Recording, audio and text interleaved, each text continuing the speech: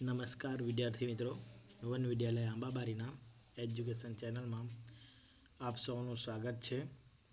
મિત્રો, અત્યાર સુધી જે આપણે જોઈ ગયા છે એ દરેક ભાગ ટેન્સનો જે દરેક ભાગ છે એ દરેક ભાગમાં આપણે અલગ અલગ વસ્તુ શીખવાનું છે. અંગ્રેજી મિત્રો બોલવું હોય ને તો બધાથી પહેલાં મહત્ત્વની વસ્તુ છે કે આપણને બધાથી પહેલાં તો એ અંગ્રેજી આવડવું જોઈએ. એના માટે ટેન્સ જરૂરી છે. મેં આગળ પણ તમને કીધું છે. આપણે અત્યાર સુધી 2 ટેન્સ જોઈ ગયા, 3 ટેન્સ જોઈ ગયા. એક ચાલુ વર્તમાન કાળ જોઈ ગયા, તેની સાથે ચાલુ ભૂતકાળ જોઈ ગયા અને તેની સાથે સાદો ભવિષ્યકાળ જોઈ ગયા. આ 3 કાળ પછી એક બીજો કાળ જે આપણે શીખવાના છે આજે બહુ સરળ છે પણ બહુ મહત્ત્વનો છે. એકચ્યુઅલી એ તમને જ્યારે અંગ્રેજી શીખવાડવામાં આવ્યું હશે તે સમયે તમારા શિક્ષકોએ તમને એ શીખવાડ્યું હશે અને એ જે કાળ જે છે કાળ છે સાદો વર્તમાન કાળ. પણ મિત્રો, સાદો વર્તમાન કાળને શીખવા પહેલાં બધાથી પહેલાં શીખવું પડે આપણે સર્વનામ. સર્વનામને મિત્રો અંગ્રેજીમાં કહેવાય પ્રોનાઉન. આજે પ્રોનાઉન જે છે મિત્રો ખૂબ મહત્ત્વની વસ્તુ છે અંગ્રેજીમાં. સર્વનામો જે છે અંગ્રેજીમાં એ કેટલા છે તો 1, 2, 3 યુ 2 આવે, 4, 5, 6 અને 7. 7 જેટલા સર્વનામો અંગ્રેજીની ભાષાની અંદર ખૂબ મહત્ત્વનો ભાગ ધરાવે છે. હવે એ જે 7 જેટલા સર્વનામો છે મિત્રો, એ 7 જેટલા સર્વનામો તમારે ફરજિયાત યાદ રાખવાના છે. એના માટે મેં નીચે કોષ્ટક પણ લખ્યું છે કે કેવા સર્વનામો કેવા પ્રકારના હોઈ શકે, એનો કઈ રીતે ઉપયોગ થતો હોય. તો આ જે સર્વનામો છે મિત્રો, એ સર્વનામોને આજે આપણે શીખવાનો પ્રયત્ન કરીએ. મિત્રો, આપણે એકવચન અને બહુવચન શબ્દ તો સાંભળેલો છે. ત્યાર પછી પ્રથમ પુરુષ, બીજો પુરુષ, ત્રીજો પુરુષ શબ્દ પણ સાંભળ્યો છે. હવે આ જે 7 જેટલા જે સર્વનામો છે એ સર્વનામોને આપણે ડિવાઈડ કરેલા છે, એનું વર્ગીકૃત કરેલું છે. આ મિત્રો એટલા માટે મહત્ત્વનું છે કારણ કે આજે આપણે કાળ શીખવાના છે સાદો વર્તમાન કાળ. એ સાદા વર્તમાન કાળમાં આની આપણને ખૂબ જરૂર પડવાની છે. એટલા માટે આપણે પહેલાં એને શીખી લઈએ, સમજી લઈએ. એક વચન એટલે જેમાં એકલો વ્યક્તિ હોય અને બહુવચન એટલે જેમાં એકથી વધુ હોય. 2 જણા હોય એવું નથી કહેતો, એકથી વધુ હોય. ત્યાર પછી પ્રથમ પુરુષ, બીજો પુરુષ અને ત્રીજો પુરુષની વાત કરીએ. પ્રથમ પુરુષ એટલે મિત્રો જે બોલતો વ્યક્તિ હોય એ પ્રથમ પુરુષ કહેવાય. જે આઈ શબ્દ છે, આઈ શબ્દના માટે શબ્દ છે હું. હું શબ્દ મિત્રો હું મારા માટે પણ વાપરી શકો, તમે તમારા માટે પણ વાપરી શકો. પણ ક્યારે વાપરી શકો? જો તમે બોલતા હોય. મીન્સ કે જે વ્યક્તિ બોલતો હોય એ પ્રથમ પુરુષ કહેવાય. તેવી રીતના બીજો શબ્દ છે વી. બીજો પુરુષ એટલે મિત્રો સાંભળતો હોય. જે બોલનાર છે એ પ્રથમ પુરુષ કહેવાય, જે સાંભળનાર છે એ બીજો પુરુષ કહેવાય. એના માટે શબ્દ છે યુ. એક વચનમાં પણ મિત્રો યુ આવે. યુ આર માય ફ્રેન્ડ અને યુ આર સ્ટુડન્ટ્સ, એ પણ બહુવચન છે. બરાબર છે. તો આ યુ જે શબ્દ છે અંગ્રેજીની અંદર એ થોડો ગૂંચાવનારો શબ્દ છે. મીન્સ કે યુ જે શબ્દ છે એ બંને વાર તમે વાપરી શકો છો. ત્યાર પછી ત્રીજો પુરુષ છે મિત્રો. ત્રીજો પુરુષ અથવા એને બીજા શબ્દમાં કહીએ તો એ અન્ય પુરુષ કહેવાય. અન્ય પુરુષ એટલે જે બોલવામાં પણ નહીં હોય, સાંભળવામાં પણ નહીં હોય અને એ બહારની વ્યક્તિ હોય. It is called third person, ત્રીજો પુરુષ. એના માટે આપણે અંગ્રેજીમાં શબ્દ વાપરીએ છીએ હી. પુરુષ હોય તો હી, સ્ત્રી હોય તો સી અને પુરુષ અને સ્ત્રી બંને નહીં હોય, કોઈક વસ્તુ હોય, કોઈક પ્રાણી હોય, કોઈ નાન્યતર જાતિ હોય તો એના માટે શબ્દ વાપરીએ છીએ ઇટ. તો આ હી, સી અને ઇટ એ ત્રીજો પુરુષની અંદર એકવચનની અંદર છે. અને ત્યાર પછી ધ્યેય શબ્દ છે મિત્રો, એ બહુવચન છે. પુરુષ હોય, સ્ત્રી હોય કે નાન્યતર જાતિ હોય, પણ જો તે બહુવચનમાં હોય તો તેના માટે આપણે અલગ શબ્દ ડિવાઈડ કર્યા નથી અને માત્ર એક જ શબ્દ લખીએ છીએ ધ્યેય.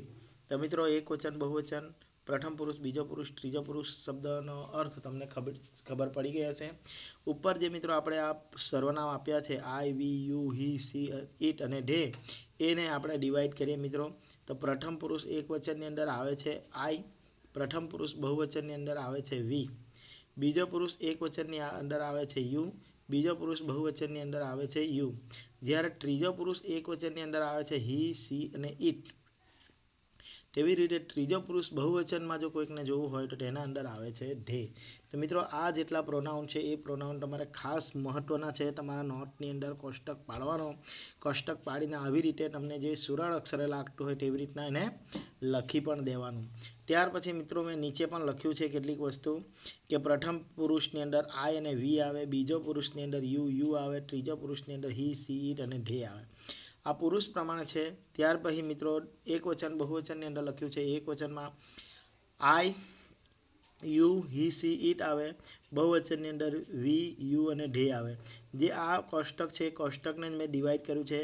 એક વખત બધા કોષ્ટક આવી રીતના આડા લખ્યા છે અને ત્યાર પછી બીજા ખાનાની અંદર એ જ કોષ્ટકને આવી રીતના ઊભા લખ્યા છે. બરાબર છે મિત્રો. આપણે જે ભણવાના છે ને તેમાં ત્રીજો પુરુષ એકવચનનું વિશેષ મહત્ત્વ છે.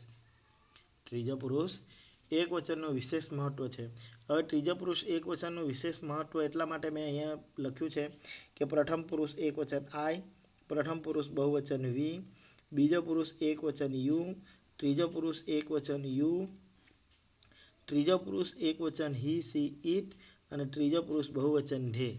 તો મિત્રો આ જે કોષ્ટક છે, દાખલા તરીકે હવે આ જે કોષ્ટકમાં શું મહત્ત્વનું છે તમને હું પૂછું કે ત્રીજો પુરુષ એકવચન સિવાયના પ્રોનાઉન કયા?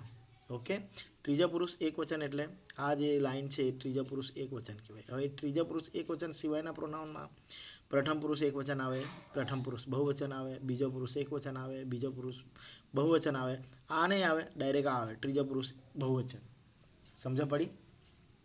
એટલે આ કોષ્ટક તમારા મગજની અંદર ફિટ કરી રાખવાનું કે આ કોષ્ટકની અંદર આ કોષ્ટકનું આપણે ખૂબ જ વધારે કામ છે.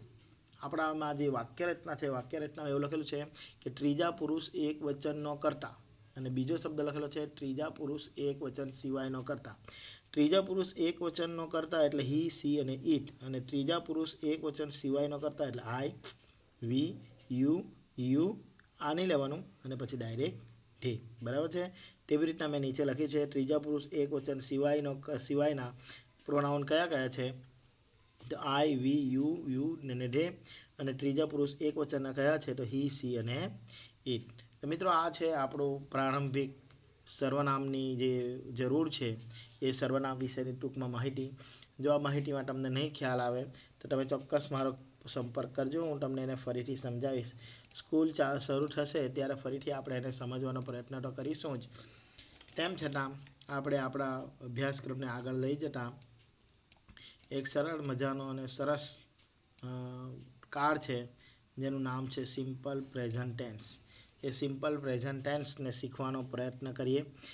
મિત્રો બહુ સરળ અને સરસ રીતે સમજી શકાય તેવો કાર્ડ છે. આ લખેલો છે સાદો વર્તમાન કાળ, સિમ્પલ પ્રેઝન્ટ ટેન્સ. નીચે એના ઉપયોગો લખેલા છે મિત્રો કે જે ક્રિયા રોજિંદી થતી હોય. મિત્રો સમજવાનું છે, બહુ મોટી વ્યાખ્યા એની છે. અત્યાર સુધી આપણે નાની નાની વ્યાખ્યા ભણ્યા છે. જે ક્રિયા રોજિંદી થતી હોય, મિત્રો આપણે દરરોજ જે ક્રિયા કરતા હોય, રાત્રે ઊંઘવાનું કામ કરીએ, દિવસે ઉઠવાનું કામ કરીએ, સવારે દરરોજ બ્રશ કરીએ, નાહવાનું કામ કરીએ, ખાવાનું કામ કરીએ. બરાબર છે. ખાવું એ પણ કામ છે, ક્રિયા છે. તો એ જે ક્રિયા છે એ દરરોજની ક્રિયા છે. ઊંઘવું, ઉઠવું, સૂવું, ખાવું, પીવું, રમવું, બેસવું. બરાબર છે.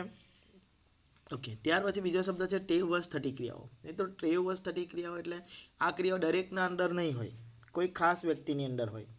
ખાસ વ્યક્તિ એટલે જે તે કામ કરતા હોય તેના અંદર હોય. દાખલા તરીકે કોઈકને રમવાની ટેવ હોય કે એને 5 વાગે એટલે રમવા જ જવાની જરૂર પડે. કેટલાકને એવી ટેવ હોય 6 વાગે એટલે ઊંઘી જ જવાની ટેવ પડે. બરાબર. કેટલાકને કંઈ ખાવાની ટેવ આવી જાય, કેટલાકને કંઈક પીવાની ટેવ આવી જાય. આવી જો ટેવવશ તમને કોઈ ક્રિયા થતી હોય તો તે ક્રિયાઓની વાત કરીએ. કેટલાકને કેટલાક અવાજ સાંભળીને ગુસ્સો આવતો હોય, કેટલાકને કેટલાકનો અવાજ સાંભળીને પ્રેમ આવતો હોય.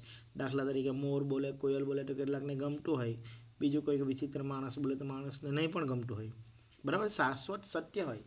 શાશ્વત સત્ય એટલે મિત્રો જે નો વન કેન ચેન્જ, જે કોઈ વ્યક્તિ એને બદલી શકે નહીં તેવા જે સત્ય છે, સનાતન સત્ય જેને કહેવાય. દાખલા તરીકે સૂર્ય પૂર્વમાંથી ઉગે છે, કોઈના બાપની તાકાત નથી કે સૂર્યને પશ્ચિમમાંથી ઉગાવી શકે. બરાબર છે. સૂર્ય પૂર્વમાંથી ઉગે છે, પશ્ચિમમાં આઠમે છે. પૃથ્વી ગોળ છે, કોઈના બાપાની તાકાત નથી કે પૃથ્વીને ચોરસ બનાવી શકે કે ત્રિકોણ આકારમાં ફેરવી શકે. સ્વાભાવિક છે. ઇટ ઇઝ કોલ્ડ સનાતન સત્ય ઘટના, શાશ્વત સત્યો જેને કહેવાય. ત્યાર પછી ગણિત અને વિજ્ઞાનના નિયમો છે. ગણિત અને વિજ્ઞાનના ઘણા બધા નિયમો આવે. દાખલા તરીકે ગણિતની વાત કરીએ તો 2 અને 2 4 થાય. 2 અને 2 4 થાય એટલે બીજા દરેકમાં આવું થતું નથી, પણ 2 અને 2 એવા શબ્દો છે જેને તમે ગુણાકાર કરો કે સરવાળો કરો 4 જ થાય. 2 ગુણ્યા 2 4 થાય અને 2 વત્તા 2 પણ 4 થાય. એટલે 2 અને 2 કીધું છે, 2 માઇનસ 2 નથી કીધું. ઓકે, તો એ ગણિત વિજ્ઞાનનો નિયમ હોય, સિદ્ધાંત હોય જેને કહેવાય, તો એ પણ તમારે આ કાર્ડનો ઉપયોગ કરી તમે બોલી શકો.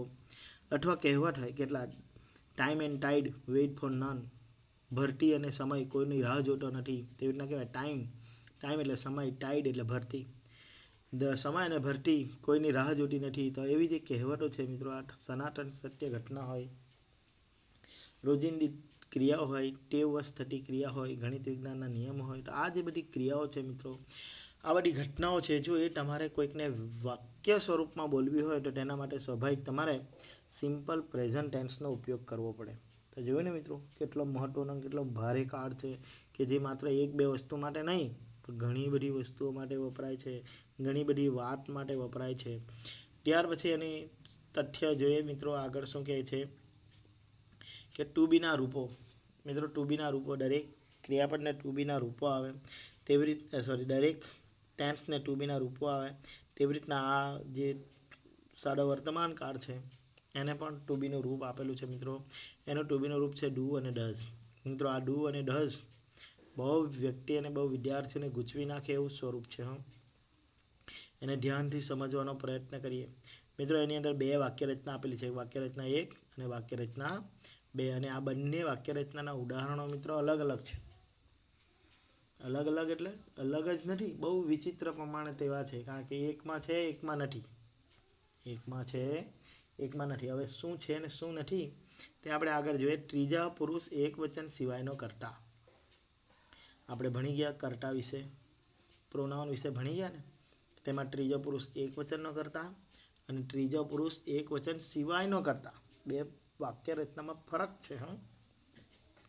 અહીંયા લખેલું છે ત્રીજો પુરુષ એક વચન સિવાયનો કર્તા. તો મિત્રો ત્રીજો પુરુષ એક વચન સિવાયના કર્તામાં કયો શબ્દ આવે એની જો આપણે વાત કરીએ તો ત્રીજો પુરુષ એક વચન સિવાયનો જે કર્તા છે એ કર્તા મેં અહીં એકદમ તમને નીચે નોટમાં લખાવવા માટે અહીંયા સૂચના લખી છે કે ત્રીજા પુરુષ એક વચન સિવાયના તો કયા છે, આઈ, વી, યુ અને ઢે. જ્યારે આવા બધા કર્તાઓ હોય તે સમય દરમિયાનની વાત છે. મિત્રો આ તો આપણે પ્રોનાઉન વિશે ભણ્યા, પણ કર્તાઓ કોઈ બી પ્રકારના હોઈ શકે. આ એક કર્તા માટે કોઈ બીજું વસ્તુ આવવાનું છે જ નથી. પણ જ્યારે વી નામનો કર્તા આવે ને ત્યારે વી એ માત્ર આઈ, વી એક એવો શબ્દ છે જેની અંદર આઈ સમાયેલો હોય. એટલે હું અને પરેશ શબ્દ જ્યારે આવે, હું અને પરેશ બજાર ગયા, તો હું અને પરેશ કોણ છે તો વી છે. સમજે પડી? એટલે આઈ અને વી એટલુંમાં ફરક છે કે એક આઈ તો છે જ, પણ તેની સાથે કોઈક બીજો વ્યક્તિ અથવા ઘણા બધા બીજા વ્યક્તિઓ હોઈ શકે. હું અને મારા મિત્રો પ્રવાસ ગયા. હવે હું તો ગયો, સાથે મિત્રો તો વી આર, બરાબર છે. તેવી રીતના યુ બીજો પુરુષ એક વચન, યુ બીજો પુરુષ બહુવચન, બંને શબ્દ અહીંયા આપી દીધેલા છે. અને ત્યાર પછી મહત્વનો શબ્દ છે ધ્યેય. ધ્યેય એટલે કોઈ એવો વ્યક્તિ છે જેની અંદર આઈ નથી, વી નથી, યુ નથી, કોઈ બહારની વ્યક્તિ છે. આઈ કોણ છે? બોલનાર. વી કોણ છે? બોલનાર, પણ એકલો નથી, પણ બીજાનો પણ સાથ લઈને બોલે છે. યુ કોણ છે? સાંભળનાર. ત્યાર પછી બીજો યુ કોણ છે? એકલો નથી સાંભળતો, ઘણા બધા સાંભળે છે એવું છે. અને ધ્યેય કોણ છે? એ એવો વ્યક્તિ છે જે બોલવામાં નથી અને સાંભળવામાં પણ નથી. ઓકે, ત્યાર પછી આગળ જોઈએ, વાક્યરચનાને સમજવાનો પ્રયત્ન કરીએ કે ત્રીજો પુરુષ એક વચન સિવાયનો કર્તા વત્તા મૂળ ક્રિયાપદ. કે જ્યારે ત્રીજો પુરુષ એક વચન સિવાયના જ્યારે કર્તા તમને જોવા મળે ત્યારે બીજો શબ્દનો ઉપયોગ કરવાનો છે તમારે મૂળ ક્રિયાપદનો. જો મિત્રો આની અંદર ટુ બીના રૂપો લખેલા નથી. આપણે લખતા હતા કર્તા વત્તા ટુ બીનું રૂપ, અથવા એમિઝાર લખતા હતા, વોઝ વેલ લખતા હતા, સેલ વિલ લખતા હતા, બરાબર લખતા હતા ને. હવે ડુ ડઝ લખવાનું નથી. જ્યારે પણ વિધાન વાક્ય સાદા વર્તમાન કાળની અંદર હોય ત્યારે ડુ કે ડઝનો આપણે ઉપયોગ કરવાનો નથી. લખે છે ત્રીજા પુરુષ એકવચન સિવાયનો કર્તા. ત્રીજા પુરુષ એકવચન સિવાયનો કર્તા વત્તા મૂળ ક્રિયાપદ વત્તા અન્ય શબ્દ. ત્યાર પછી એની વાક્યરચના છે ત્રીજા પુરુષ એકવચનનો કર્તા. બીજી વાક્યરચનાને સમજવાનો પ્રયત્ન કરીએ. અહીંયા સિવાયનો કર્તા આવી ગયો, અહીંયા એકવચનનો કર્તા આવી ગયો. ત્યારે તમારે શું કરવાનું છે? એસ કે ઈએસ પ્રત્યયવાળું ક્રિયાપદ શબ્દ ઉપર ધ્યાન રાખજો. કારણ તો ક્રિયાપદને અત્યાર સુધી આપણે શું કરતા હતા? આઈએનજી પ્રત્યય લગાડતા હતા, બરાબર છે, અથવા મૂળ ક્રિયાપદ મૂકતા હતા. સાદો ચાલુ વર્તમાન કાળ ભણ્યા, ચાલુ ભૂતકાળ ભણ્યા ત્યારે એને આઈએનજી પ્રત્યય લગાવતા હતા. સાદો વર્તમાન કાળ ભણ્યા ત્યારે મૂળ ક્રિયાપદ લખતા હતા. હવે જે ક્રિયાપદ છે પહેલાં તો મૂળ ક્રિયાપદ લખવાનું છે ત્રીજા પુરુષ એકવચન સિવાયનો હોય ત્યારે, પણ ત્રીજા પુરુષ એકવચનનો હોય ત્યારે તે ક્રિયાપદને શું કરવાનું છે? એસ કે ઈએસ પ્રત્યય લગાવવાનો છે કે એસ કે ઈએસ પ્રત્યયવાળું ક્રિયાપદ વત્તા અન્ય શબ્દ. ત્યાર પછી એના એક્ઝામ્પલ જોઈએ. પહેલાં ત્રીજા પુરુષ એકવચન સિવાયનો કરતા આઈ, વી અને ધે. મિત્રો અહીંયા સિવાયનો કરતા આપેલો છે ત્રીજા પુરુષ એકવચન સિવાયનો. આઈ લખેલ છે આઈ પ્લે ક્રિકેટ. હવે આનો અર્થ શું થાય? કે હું રોજ ક્રિકેટ રમું છું, એ મારી ટેવ છે અને રમવાનું ગમે છે, બરાબર છે. વી રીડ લેસન. અમે લેસન વાંચીએ છીએ. લેસન વાંચીએ છીએ મીન્સ એક જ દિવસ વાંચીને મૂકી દેતા નથી, એ લોકો રોજ વાંચે છે.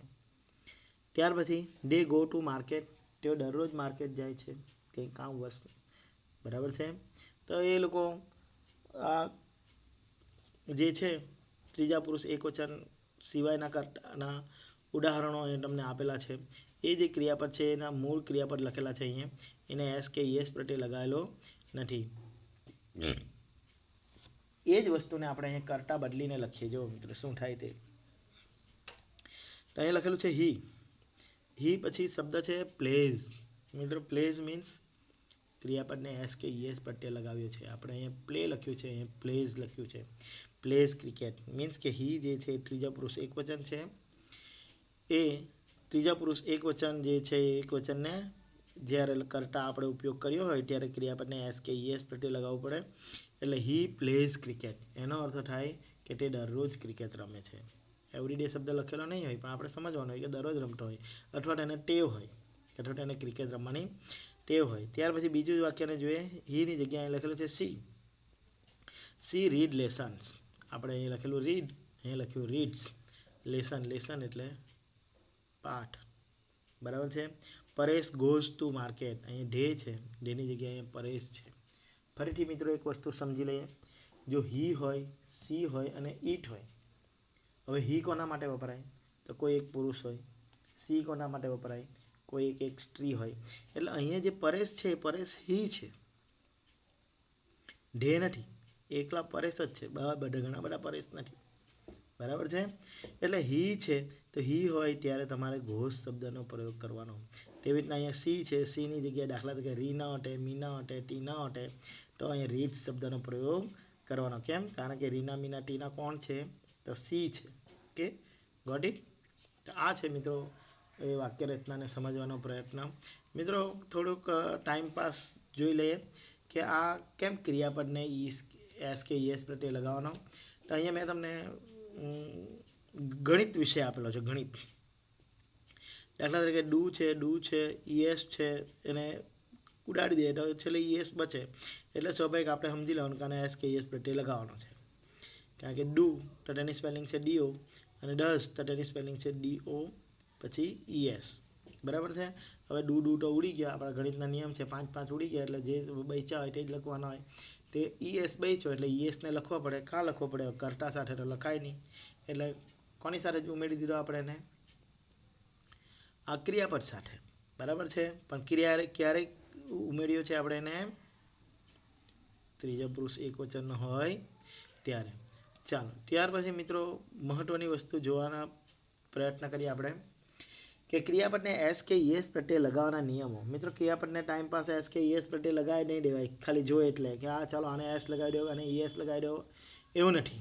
એના પર મિત્રો કેટલાક નિયમ છે. જેમ આઈએનજી લગાવવાના નિયમો હતા તેમ 4 જેટલા નિયમો છે. 4 નિયમો બહુ સરળ છે. સમજીએ કે જો ક્રિયાપદના અંતે ઈ હોય તો માત્ર એસ પ્રત્યય લગાવવાનું. કે જો તમારું ક્રિયાપદ એવા પ્રકારનું હોય કે જેની સ્પેલિંગ લખીએ તો છેલ્લે આલ્ફાબેટિકલ ઈ શબ્દ આવે. તો દાખલા તરીકે કમ શબ્દ છે, અહીંયા કમ શબ્દ છે, કમ શબ્દની અંદર COM પછી છેલ્લો જે અક્ષર છે એ ઈ છે. તો એવો ઈ હોય ત્યારે શું કરવાનું છે, માત્ર એસ પ્રત્યય લગાવવાનું છે, એટલે એના માટે શબ્દ થાય કમ્સ. ત્યાર પછી બીજો શબ્દ છે ડાન્સ, DANCE, આવ્યો ને ઈ, બરાબર છે. ત્યાર પછી તમારે એના જગ્યાએ લખી દેવાનું ડાન્સ, ડાન્સ હવા ભરી દેવાની. ત્યાર પછી તેવી રીતના બીજો શબ્દ છે ટેક, તો તેના માટે શબ્દ લખવાનો એસ, ટેક્સ. ઓકે, તો આ મિત્રો પહેલો નિયમ તમને સરળતાથી આવડી ગયો હશે. બીજા નિયમની ચર્ચા વિચારણા કરીએ કે જો ક્રિયાપદના અંતે double S, SH, CH, X કે O આવતું હોય તો તે ક્રિયાપદને ES પ્રત્યય લગાવવાનો. કે જો તમને ક્રિયાપદ એવું દેખાય કે જેમાં ડબલ એસ હોય, SH હોય, CH હોય, X હોય કે O હોય, તો આ જેટલા શબ્દો છે એ શબ્દમાં તમારે કયો શબ્દ લખવાનો છે, ES પ્રત્યય લગાવવાનો છે, ભૂલવાનું નથી. ચાલો, ત્યાર પછી જો શબ્દ વોશ, WASH, અહીંયા શબ્દ છે SH છેલ્લો આવ્યો ને, વોશિસ, સ્પેલિંગ જોઈ લેજો. ત્યાર પછી પાસ, PASS, પાસ કરવું એટલે ત્યાંથી પસાર થઈ જવું, પાસ, ડબલ એસ આવ્યો ને, પાસીસ, બરાબર છે. ત્યાર પછી ટીચ, TEACH આવી ગયો ને છેલ્લો અક્ષર, ટીચીસ.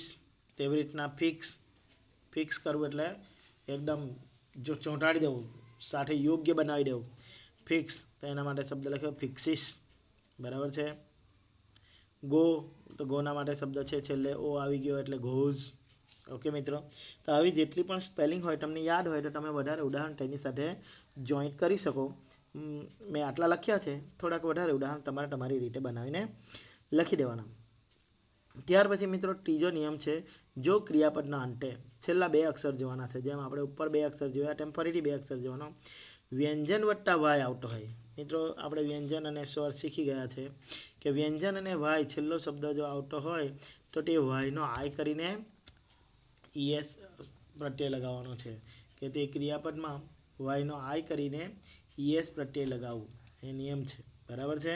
તો તેના માટે શબ્દ છે ક્રાય. જો છેલ્લે વાય છે, વાય પહેલાં લખેલો જે અક્ષર છે R સ્વાભાવિક છે, વ્યંજન છે. તો જ્યારે એની સ્પેલિંગ લખો તો CR એટલું તો લખવાનું જ છે, પછી વાયની જગ્યાએ તમારે એને લખી દેવાનું આઈ, બરાબર છે. ક્રાઇસ, કયો શબ્દ છે, ક્રાઇસ. તેવી રીતના ફ્લાય, FLY, વાય આવ્યો તે પહેલાં આપણા પાસે L છે જે વ્યંજન છે, અને ત્યાર પછી ફ્લાઇસ. ત્યાર પછી ફરીથી શબ્દ છે ટ્રાય, ટ્રાય કરવું એટલે પ્રયત્ન કરવો, ક્રાય કરવું એટલે રડવું, ફ્લાય કરવું એટલે ઉડવું, ટ્રાય કરવું એટલે પ્રયત્ન કરવો, એના માટે શબ્દ છે ટ્રાઇસ, વાયનો આઈ થઈ ગયો. ત્યાર પછી બીજો મિત્રો મહત્વની વસ્તુ છે, એક વાય વિશે ભણ્યા, ફરીથી આપણે બીજા વાય વિશે ભણીએ કે જો ક્રિયાપદના અંતે સ્વર વત્તા વાય આવતો હોય. બધાથી ત્રીજો નિયમ છે વ્યંજન વત્તા વાયના માટે છે, ચોથો નિયમ જે છે એ સ્વર વત્તા વાયના માટે છે. કે ચોથા નિયમમાં એવું કહે છે કે જો ક્રિયાપદના અંતે સ્વર વત્તા વાય હોય તો માત્ર એસ પ્રત્યય લગાવવું, એનો આય કરવાનો નહીં કે ES પ્રત્યય લગાવવાનો નહીં, એને માત્ર તમારે એસ પ્રત્યય લગાવવાનો છે. દાખલા તરીકે સ્પેલિંગ અહીં લખેલું છે પ્લે, PLAY, વાય એના કરતાં પહેલાં આવે છે એ, અને એ આપણા માટે સ્વર છે એટલે PLAYS. ત્યાર પછી બાય, BUY, બાય એટલે ખરીદવું, ખરીદવું, બાઈઝ, બરાબર છે. ત્યાર પછી પ્રે, PRAY પછી S. તેવી રીતના પે, પે એટલે પૈસા ચૂકવવા, પ્રે કરવું એટલે પ્રાર્થના કરવી, PAYS. ઓકે મિત્રો, આ છે આપણું સાદો વર્તમાન કાળ. થોડોક ભારે છે, થોડોક મુશ્કેલ છે, હજી મિત્રો એના કરતાં પણ ભારે કાળ છે. એટલે એવી ચિંતા નહીં કરતા કે આજ ભારે છે નહીં પતી ગયો, પણ એના કરતાં પણ ભારે કાળ હજી આપણી પાસે છે. એ કાળને પણ આપણે ભણવાનો પ્રયત્ન કરીશું. એ કાળને ભણીએ તે પહેલાં હું તમને જરાક લેસન આપવાનો પ્રયત્ન કરી લઉં. મિત્રો લેસન છે એ લેસન તમારે ફરજિયાત કરવાનું છે, અને એ લેસન છે આપણું સ્વાધ્યાય. એ જે સ્વાધ્યાય છે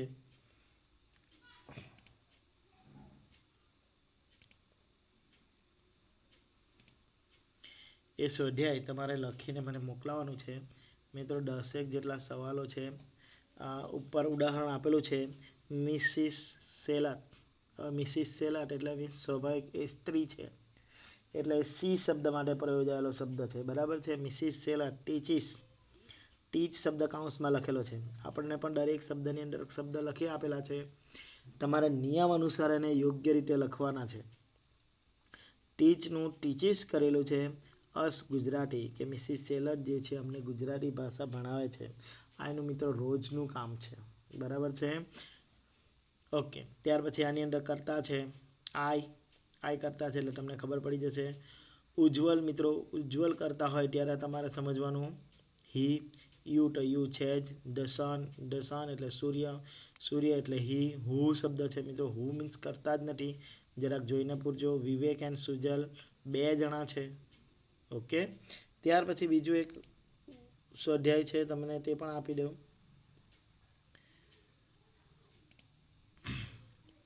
બીજી કેટલાક ખાલી જગ્યાઓ છે, સમજવાનો પ્રયત્ન કરીએ આપણે એને.